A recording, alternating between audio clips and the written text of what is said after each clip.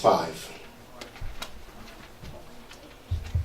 The children of Israel are making preparation to pass over, for the Passover. Verse 5. Your lamb shall be without blemish, just like Christ. A male of the first year. You shall take it out from the sheep or from the goats. And ye shall keep it up until the 14th day of the same month. And the whole assembly of the congregation of Israel shall kill it in the evening. So this is a lamb without spot, without wrinkle, without blemish. And it shall be killed. The Passover requires that it shall be killed. And then it gives requirements for how it shall be eaten. Verse 9. Eat not of it raw, nor sodden at all with water, but roast with fire. So now the lamb has been killed. When a lamb is killed, blood is spilt. And now it's telling you fire is going to come after the blood. You're going to roast it with fire. So you're not going to boil it. You're going to roast it. It gives the requirements with fire. His head with his legs and with the portholes thereof. And ye shall let nothing of it remain until the morning. And that which remaineth of it until the morning, ye shall burn with fire.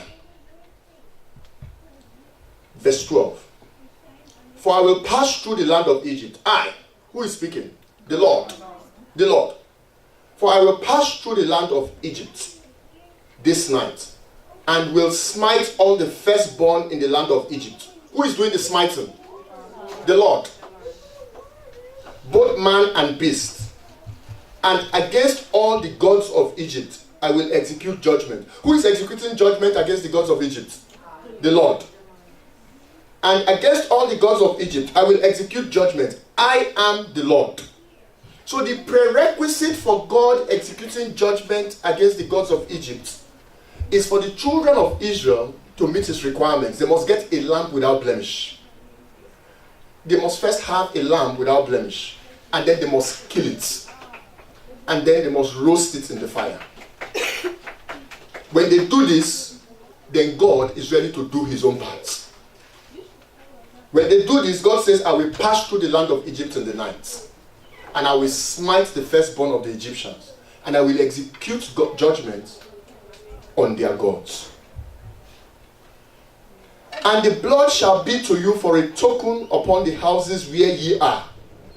And when I see the blood, who sees the blood? God. I will pass over you, and the plague shall not be upon you to destroy you, when I smite the land of Egypt. Today's message, for want of a better title, we will call it Fighting Warfare with the Blood and with Fire. The blood and the fire. Fighting warfare with the blood and the fire. The first thing we want to see from this account is that it was the blood of the lamb that saved the Israelites from the bondage, the oppression of the Egyptians. The Israelites were not saved on account of their righteousness because they had no righteousness. So it was not their righteousness that delivered them from Egyptian oppression.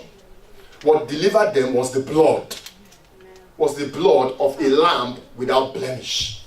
So there is an oppressor that wants to keep the children of God in captivity. And the children of God must realize that they cannot come out of that captivity or prevail over that enemy in their own righteousness and in their own strength. So they are going to need the blood to overcome. So it was the blood of Jesus, the blood of the Lamb, that brought out Israel from Egypt. Now, because the Israelites did it God's way, they got a lamb without blemish, they killed it, roasted it in the fire, God was obliged to move on their behalf. And God smote the firstborn of the Egyptians. You know, we say the angel of destruction will pass over your dwelling place. God has angels of destruction. It's not Satan. People, when they hear, oh, the angel of destruction, people go to Satan. No. God has his angels of destruction. He sent them to Sodom and Gomorrah to take care of business. So he says the angel of destruction will pass over your dwelling place by reason of the blood. By By reason of the blood. Today we want to talk about waging warfare with the blood and with fire. Now, God executed judgment. And the children of Israel were safe. But the children of Satan, the Egyptians, were not safe. They lost their firstborn. Who paid the price for that judgment? The lamb. The lamb. The lamb was the only one without blemish. The Egyptians had blemish. The Israelites had blemish. Only the lamb had no blemish. And yet the lamb had to die for Israel to be free from Egypt. Somebody following me? Only the lamb had no blemish. So it is the lamb, an innocent lamb, paid the price for Israel's deliverance from the hand of Egypt. And that is why you must plead the blood. Because when you plead the blood in warfare, what you're telling Satan is, hey, Satan, you can't get my blood. The Bible says the life is in the blood, not so. Satan wants your blood. He wants your life. He's a killer. He comes to steal, kill, and destroy. So when you're waging warfare in spirit realm, and you plead the blood of Jesus, what you are saying in essence is, Satan, you can't have my blood, my life, because another blood has paid the price. There is a lamb that paid the price for me, so you can't touch me. And I overcome you by that blood.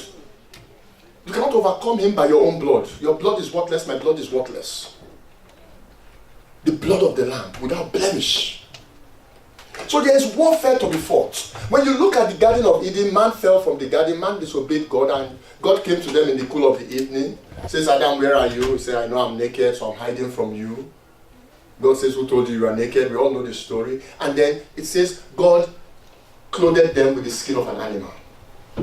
That was the first time we see blood being shed. The skin of an animal. So blood had to be shed to cover their nakedness, to cover their weakness, to bring them into fellowship with God again. God had to slay an animal. So there is blood that is for warfare. Now Egypt, as we all know, represents bondage, captivity, sin, oppression, chains. And the Passover, it says, shall be a lasting ordinance unto you. The Passover represents salvation, redemption, deliverance. The Passover represents salvation, redemption, and deliverance. The Passover is a prophetic picture of Christ on the cross. Who understands that? It's showing you Christ on the cross because blood has been shed by an innocent one for the redemption of many. As a child of God, today, you must be set free from bondage. As a child of God, God's will is that you be set free from bondage.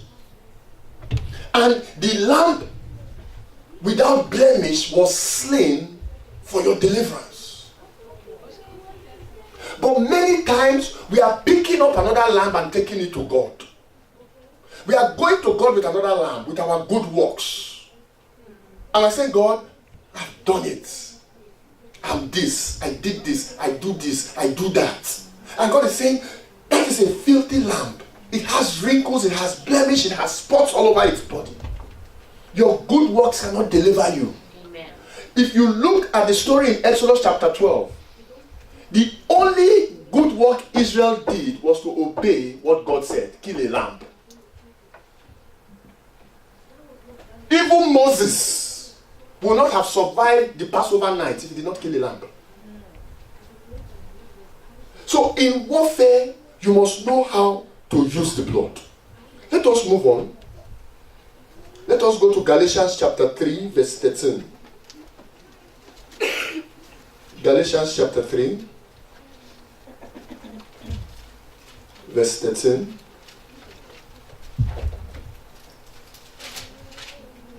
Christ had redeemed us from the curse of the law. Christ had redeemed us from the curse of the law. He has redeemed us. How did he redeem us? By dying on the cross, atoning for our sins. His sacrifice of atonement for sin is what redeemed us. How? He shed his blood on the cross. So Christ has redeemed us from the curse of the law. The curse of the law is that he that sinneth shall die. So he redeemed us from bondage, from the curse of the law. Now, let us understand something. The law is enough to kill us.